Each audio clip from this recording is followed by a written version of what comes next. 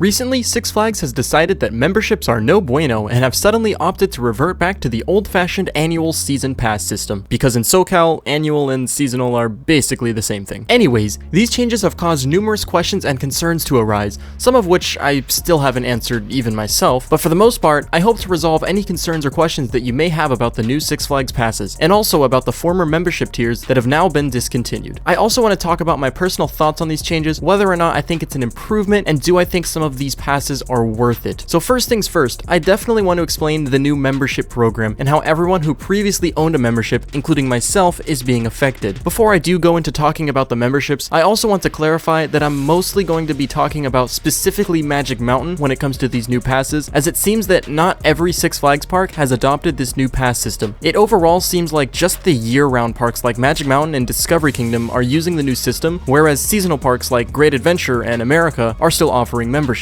It is currently unknown if Six Flags plans on suspending the membership option across all of their parks in the near future, but either way, those of us living in California will be affected. So I'm sure a lot of you may be curious as to what will happen to your existing membership. Six Flags has introduced a new membership system, which is ultimately the exact same as the previous memberships, called the Legacy Membership. Regardless of what tier membership you currently are paying for, you have basically been grandfathered into the Legacy Membership program, and you will basically get to keep your membership and all of your benefits as long as you don't cancel it at any time. Since the Gold Plus, Platinum, Diamond, and Diamond Elite memberships are no longer for sale at Six Flags Magic Mountain, canceling your membership will basically mean that you are permanently abandoning membership altogether. If you choose to keep paying for your membership, then essentially nothing at all will change for you, at least for the time being. It is also currently unclear of how long Six Flags is willing to upkeep and honor these memberships. It seems that the objective here is to encourage everyone to migrate over to the annual pass system and leave behind the memberships altogether. But for me personally, I prefer the membership system over standard annual passes considerably. It is no secret that Six Flags as a whole has been one of the most inexpensive large chain amusement park companies, and I have definitely taken advantage of that along with the extremely generous benefits. I don't necessarily want to discuss the reasons why Six Flags is choosing to do this other than the financial benefits, but something I did want to mention is that Six Flags has acknowledged how inexpensive their passes and memberships have been, especially when compared to Cedar Fair, Disney, or Universal, and have also acknowledged how plentiful and generous the benefits are. With these amazing offers, Six Flags has seen tremendous attendance boosts, especially at their crown jewel park, Magic Mountain. And with these attendance boosts comes increasingly large crowds. Generally, high attendance for a theme park is a good thing for the park because it means they are doing well financially. However, Six Flags has begun to consider the actual quality of their service. No one enjoys an overcrowded venue, and no one enjoys standing in extraordinarily long lines just for a single roller coaster. And so Six Flags feels that by increasing their prices and by making these changes, yes, attendance will go down, but the quality of each individual guest's experience will increase tremendously. And by charging a little more, the increased prices should ideally counteract the decreased attendance, leaving them financially stable. So now I want to take a deeper look at the new Six Flags Magic Mountain passes specifically and discuss the benefits and value of each. We now have 3 levels of season passes: the Thrill Seeker Pass, the Extreme Pass, and the Ultimate Pass. For approximately $115, you can purchase the Thrill Seeker Pass, which is the lowest level Six Flags Magic Mountain season pass, meaning this one will of course grant you the least amount of benefits. This pass is very basic, as all it does is just give you annual admission to Magic Mountain and Hurricane Harbor with almost no extra benefits. The only benefits you get from this pass are free standard parking, 2 discounted friend tickets, and 1 single skip the line pass on a weekday visit. I'd say this is really only worth getting if you plan on going just a few times throughout the year and you don't really plan on spending money in the park and you don't mind waiting in lines during each visit. One huge downside with this pass, however, is that this is now the only Six Flags pass that actually has blackout dates, which basically means that there are certain days throughout the year, like the projected busier days, that this pass will be invalid and cannot be used for entry. I think the reason for this corresponds with the idea I discussed earlier about Six Flags wanting each individual guest to have a higher quality experience while at the park, and so by including blackout dates on their cheapest pass, it can help limit crowds around holidays or during the summer. The next pass up is the Extreme Pass, which can be purchased for approximately $180. This pass will definitely be a bit more beneficial for more frequent park visitors than the Thrill Seeker Pass, as this not only has no blackout dates, but you will also be given a complimentary souvenir bottle, a 1 single day dining pass, 25% discounts on park merchandise, and 15% discounts on park food. You are also given 5 discounted friend tickets, and 2 skip the line passes, which can also only be used on a weekday. This pass also allows you to visit any of Six Flags' parks, which is something that the Thrill Seeker Pass does not offer. Finally, for almost double the cost of the Extreme Pass, you can purchase the Ultimate Pass for approximately $330. With this pass, you will get priority parking, 10 discounted friend tickets, 5 skip the line passes on any day of the week, 30% merch discounts, 20% food discounts, $50 worth of upcharge attraction credit, Hurricane Harbor seat reservations, a single ride photo, and 10 total dining plan meals. So the benefits of this pass are definitely significantly greater than those of the Extreme Pass, with a considerably higher cost. It is no secret that Six Flags Pass tickets have ultimately skyrocketed with these new passes, and that is very apparent, especially when comparing them to Cedar Fair. And the reason I'm comparing it to Cedar Fair is because, well, Cedar Fair and Six Flags are basically like the Walmart and Target of amusement parks. Anyways, if you take a look at the Knott's passes, since Knott's is also an annual park, Knott's Berry Farm used to be considerably more expensive to visit than Six Flags Magic Mountain was prior to these new passes. A standard Knott's pass costs $140, a Gold Pass is $160, and a Platinum Pass is $230. And this is just Knott's, by the way. Different Cedar Fair parks charge different amounts for their non-Platinum Passes, but then again, so does Six Flags. Every Cedar Fair Platinum Pass is $230, however, if you look at Dorney Park Standard Pass, it's only $99, and California's Great America is only $74. But anyways, when comparing the lowest level Knott's Pass and the lowest level Six Flags Pass, yes, Knott's is still just a little more expensive, but when looking at the mid-level pass, the Six Flags Pass ends up being a little more expensive. And then when looking at the highest level pass, Six Flags ends up being a full $100 more expensive, and yet the benefits from both the Ultimate Pass and the Platinum Pass are very similar. So it's definitely interesting how Six Flags used to be hands down the cheapest park chain when it came to admission and passes, but is now more expensive than Cedar Fair. Not only have the prices shot up immensely, but the benefits have actually gone down. The Six Flags memberships were incredibly inexpensive and offered insane benefits. For example, the Gold Plus membership was only about $8 or $9 a month, and that was the lowest membership. The Diamond Elite VIP membership ran only a little over $20 a month, and this is the highest level pass, and this eventually came out to be slightly more than the Cedar Fair Platinum Pass, but still significantly less than the new Six Flags Ultimate Pass. But the benefits were outstanding in comparison. We're talking 4 skip the line flash passes every single visit, early entry every single visit, unlimited drink refills every visit, 50% discounts on pretty much all food and merch,